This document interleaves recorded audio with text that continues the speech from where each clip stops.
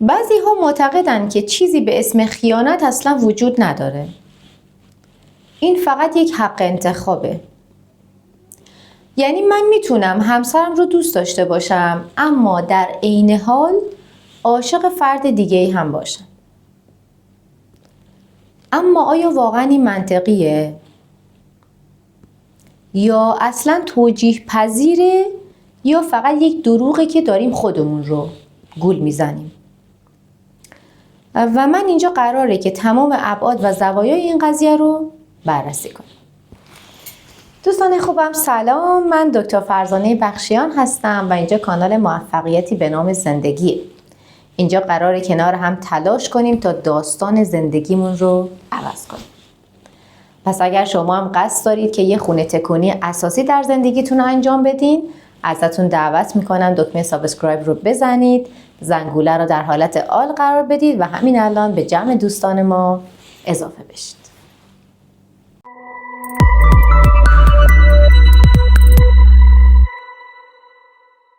بریم سراغ بررسی اصل قضیه. تعریف اجتماعی از خیانت چیه؟ تعریفش اینه که انسان وارد یک رابطه عاطفی با کسی بشه در حالی که قبل از اون با فرد دیگه‌ای تعهد بسته. تعهدی که تا زمان ورود فرد جدید نه شکسته شده و نه تغییر در اون داده شده. و بنابراین از اونجایی که بر پایه پنهانکاری، شکستن اعتماد و عدم صداقت بیان شده، پس اصلا اسمش حق انتخاب نیست.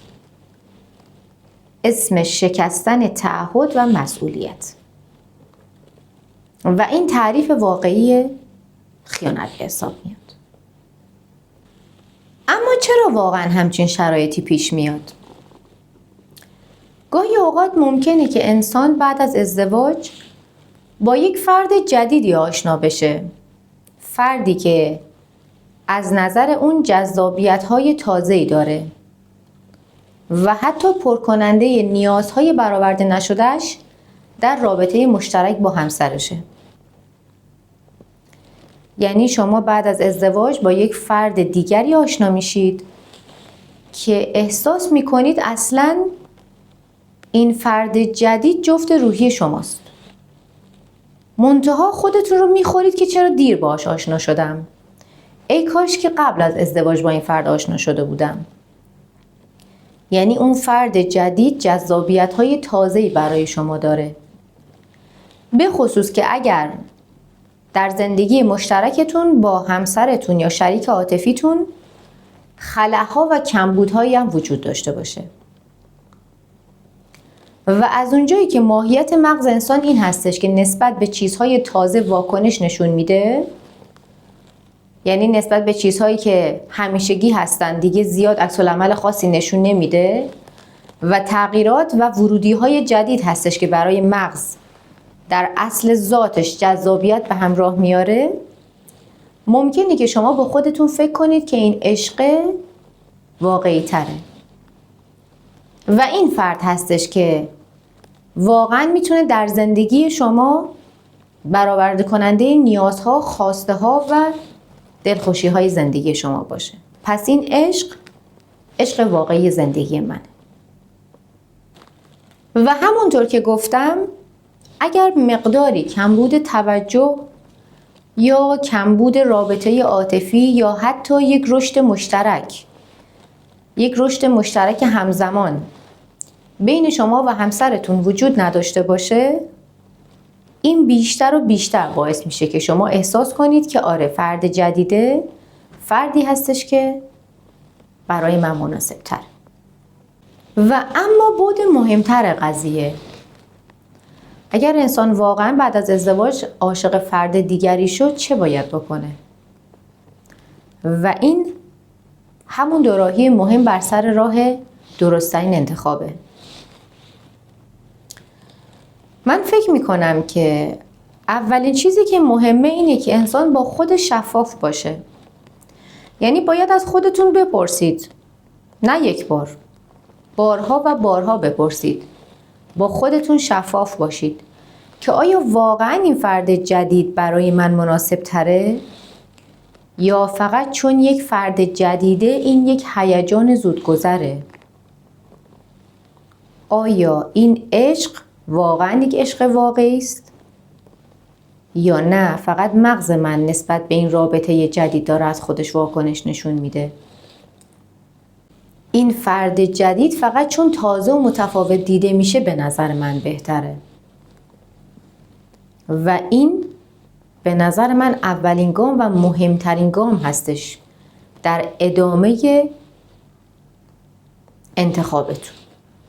یعنی شما تا زمانی که با خودتون شفاف نباشید هرگز نمیتونید با رابطه اصلیتون یا حتی فرد جدید شفاف باشید.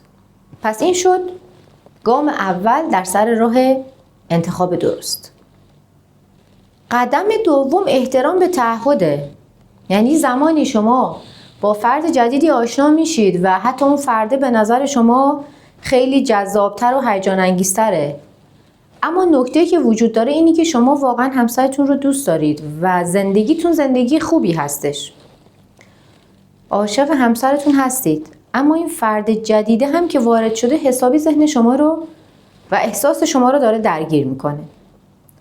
پس در اینجا درست‌ترین کار اینه که به تعهد و انتخابی که قبلا کردید پایبند باشید. شاید یک کمی سخت باشه،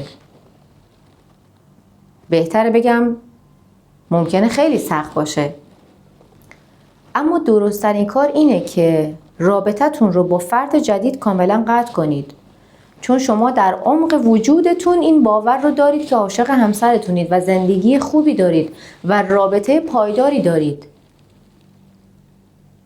و خیلی کمبودها یا خلاهای آنچنانی در زندگی ندارید با رابطه اصلیتون. منتها فقط این فرد جدیدی که وارد شده شاید یک چیزهای بیشتر داره، یا شاید هم به نظر شما چون تازه وارد این چیزها جدیدترن. پس در اینجا درست‌ترین انتخاب اینه که رابطه جدید رو قطع کنید و به تعهدی که قبلا بستید در رابطه اصلیتون با همسرتون پایبند باشید. قدم سوم گفتگوی صادقانه است. یعنی زمانی شما با این فرد جدیده آشنا شدید، همسرتون رو هم دوست دارید، منتها یک سری خلاها و مشکلاتی همونجور که گفتم، یک سری نواقصی از نظر شما در رابطه اصلی وجود داره. اول باید بررسی کنید که آیا رابطه اصلی قابل ترمیم هست؟ یعنی اگر با فرد جدید آشنا شدید و در اون چیزهایی رو میبینید که تکمیل کننده شماست، بشینید و صادقانه اول با همسرتون گفتگو کنید که من چنین کمبودهایی دارم، من چنین توقعاتی در زندگی دارم و صادق باشید. منظور من از صادق باشید این نیستش که شما برید در رابطه اصلیتون بگید من با یک نفر آشنا شدم. نه، این اصلا ربطی به فرد جدید نداره. با همسرتون راجع به مشکلات، خواسته ها و نیازهای برآورده نشده خودتون صادق باشید. همون چیزهایی که احساس میکنید فرد جدیده داره. ببینید آیا رابطه اصلی شما قابل ترمیم هست؟ آیا میتونید از ذهنیت رشد استفاده کنید؟ ذهنیت رشد رو قبلا در ویدیوی قبلی راجبش کامل صحبت کردم، حالا این بالا لینکش رو براتون میذارم. استفاده کردن از ذهنیت رشد یعنی که شما بتونید چیزی رو که الان دارید رو اصلاح کنید با تلاش خودتون، با تمرکز روی حل مسئله. یعنی اینقدر این رابطه برای شما ارزشمند هست که دوست داشته باشید زندگیتون رو با فرد فعلی ادامه بدید و نواقص رو هم برطرف کنید. پس بشینید و با شریک زندگیتون صادق باشید. ببینید آیا مشکلاتتون، نواقصتون، نیازهای برآورده نشده‌تون قابل حل هست؟ و این میشه گام سوم قضیه. و در گام چهارم در نهایت انتخاب آگاهانه است. یعنی شما دو تا راه پیش پا دارید. یا باید تصمیم بگیرید که قاطعانه و مسئولانه در زندگی فعلیتون باقی بمونید و با همسرتون ادامه بدید و رابطه جدید رو قطع کنید، هرچند که به نظرتون خوب بیاد، چون بررسی کردید و دیدید که میتونید زندگی فعلیتون رو اصلاح کنید. یا اگر که فکر میکنید که رابطه جدید براتون مهمتره و این عشق یک عشق واقعی هستش و شما نمیتونید واقعا اون احساسی رو که در فرد جدید دارید در طولانی مدت در زندگی خودتون تجربهش کنید، اون وقت هستش که باید با احترام و مسئولانه اول رابطه اصلیتون رو خاتمه بدید. و این خیلی مهمه که شما قبل از اینکه رابطه اصلی رو خاتمه ندید و اعلام جدایی نکرده باشید، نرید سراغ رابطه دوم، نرید درگیرش بشید. چون نکته مهمی که وجود داره اینه که عشق در زندگی آدم‌ها یک مسیر دو طرفه است، اما خیانت یک جاده یک طرفه محسوب میشه. پس این خیلی مهم هستش که شما اول وضعیت رابطه اصلیتون رو مشخص کنید، کامل قضیه رو تمام کنید و بعد برید سراغ ادامه دادن رابطه دوم. یعنی شما ممکنه که نتونید احساس عاشقانتون رو کنترل کنید، اما میتونید کنترل کنید که چه رفتاری انجام بدید. چون به نظر من یک عشق واقعی هیچ وقت روی ویرانه‌های اعتماد و پنهانکاری ساخته نمیشه. چیزی که بر پایه پنهانکاری باشه اسمش اصلا عشق نیست. و فرقی نمیکنه، برای طرف مقابل هم میتونم بگم اگر کسی با شما وارد رابطه شده که میدونید هنوز در زندگی مشترک با فرد قبلی هست و مدام اظهار میکنه که آره من عاشق تو هستم، حالا قراره که زندگی اولم رو خاتمه بدم و شما میبینید که اقدامی نمیکنه، بدونید که در نهایت این رابطه جدید به جای ختم نمیشه. چون عشق همونجور که گفتم واقعا بر پایه پنهانکاری بنا نمیشه.